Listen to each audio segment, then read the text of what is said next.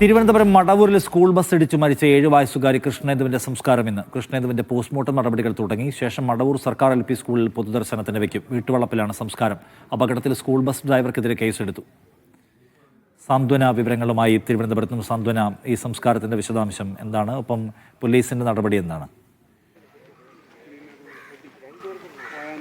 നിഷാദ്, ഇന്നലെ വൈകുന്നേരം ഏതാണ്ട് 4:20 ഈ ദാരുണമായ സംഭവം തിരുവനന്തപുരം മടവൂരിൽ ഉണ്ടാകുന്നത്. ഇന്നിപ്പോൾ കൃഷ്ണേന്ദു, 7 വയസ്സുകാരിയായ കൃഷ്ണേന്ദുവാണ് സ്കൂൾ വിട്ട് വന്ന അതേ സ്കൂൾ ബസ് ഇടിച്ച് മരണത്തിന് ഇരയായത്.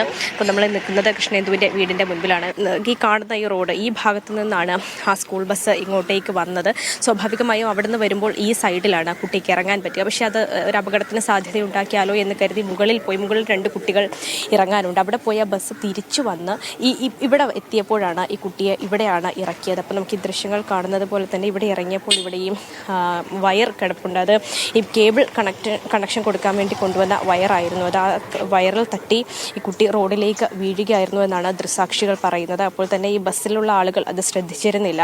അങ്ങനെയാണ് ഈ ബസ് ആ സമയത്ത് എടുക്കുകയും ചെയ്തു. ഈ വാഹനത്തിൻ്റെ പുറകിലുള്ള ടയർ തലയിൽ കൂടി കയറി ഇറങ്ങിയാണ് അതിദാരുണമായ ഒരു മരണം സംഭവിച്ചിരിക്കുന്നത്. കൃഷ്ണേന്ദു, ഈ സംഭവം നടക്കുന്ന സമയത്ത് ഈ കുട്ടിയുടെ വീട്ടിൽ ആരും തന്നെ ഉണ്ടായിരുന്നില്ല. അച്ഛൻ KSRTCയിലെ എംപാനൽ ഡ്രൈവറാണ്. അദ്ദേഹം ജോലിക്ക് പോയിരുന്നതായിരുന്നു. അമ്മയും ഇവിടെ അടുത്തുള്ള ഒരു സ്ഥാപനത്തിൽ, ഒരു സൂപ്പർ മാർക്കറ്റിൽ ജോലി ചെയ്യുകയാണ്, അമ്മ ശരണ്യ. അപ്പം ഇവർ രണ്ടുപേരും ഈ സമയത്ത് ഇവിടെ ഉണ്ടായിരുന്നില്ല. കൃഷ്ണേന്ദുവിന് ഒരു സഹോദരനുണ്ട്, +1 പഠിക്കുന്ന കുട്ടിയാണ്. ആ കുട്ടിയും ഈ സംഭവം നടക്കുന്ന സമയത്ത് ഇവിടെ ഉണ്ടായിരുന്നില്ല. ഇത് ഈ കൃഷ്ണേന്ദുവിൻ്റെ ഒരു ബന്ധുവിൻ്റെ വീടാണത്. ഈ കൃഷ്ണേന്ദുവിൻ്റെ അച്ഛൻ്റെ സഹോദരൻ്റെ വീടാണ് ഇത്. ഈ വീട്ടിലേക്ക് വരാൻ വേണ്ടിയാണ് ഈ കുഞ്ഞ് ഈ ബസ്സിൽ നിന്ന് ഇവിടെ ഇറങ്ങിയത്. ആ സമയത്താണ് ഇത്തരത്തിൽ വലിയ ഒരു അപകടം ഉണ്ടാകുന്നത്. അത് ആരും തന്നെ അങ്ങനെ ഒരു അപകടം ഉണ്ടാകുമെന്ന് പ്രതീക്ഷിച്ചിരുന്നില്ല. പ്രത്യേകിച്ച് ഈ റോഡ് ക്രോസ് ചെയ്ത് പോകേണ്ട ഒരു സാഹചര്യം ഒന്നും ഉണ്ടായിരുന്നില്ല. അതുകൊണ്ട് വാഹനത്തിലുണ്ടായിരുന്ന ഡ്രൈവറോ ആരും തന്നെ അത് ശ്രദ്ധിച്ചിരുന്നില്ല എന്നുള്ളതാണ് ഈ അപകടം ഉണ്ടാക്കാനുള്ള ഒരു കാരണമെന്നാണ് ഇപ്പോൾ നമ്മൾ മനസ്സിലാക്കുന്നത്. നിലവിലിപ്പോൾ കൃഷ്ണേന്ദുവിൻ്റെ മൃതദേഹം ഉള്ളത് പാരിപ്പള്ളി മെഡിക്കൽ കോളേജിലാണ്. അവിടുന്ന് ഇപ്പോൾ പോസ്റ്റ്മോർട്ടം നടപടികളൊക്കെ തന്നെയും ആരംഭിച്ചിട്ടുണ്ട്. അതിനുശേഷം ഉച്ചയോടുകൂടി മൃതദേഹം ഇപ്പോൾ മടവൂരിലേക്ക് കൊണ്ടുവരുമെന്നാണ് നമ്മൾ മനസ്സിലാക്കുന്നത്.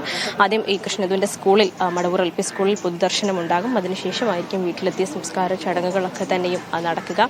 ഈ സംഭവവുമായി ബന്ധപ്പെട്ട് ഈ വാഹനം ഓടിച്ചിരുന്ന ഈ സ്കൂൾ ബസ്സിൻ്റെ ഡ്രൈവറുടെ പേരിൽ കേസ് എടുത്തിട്ടുണ്ട്.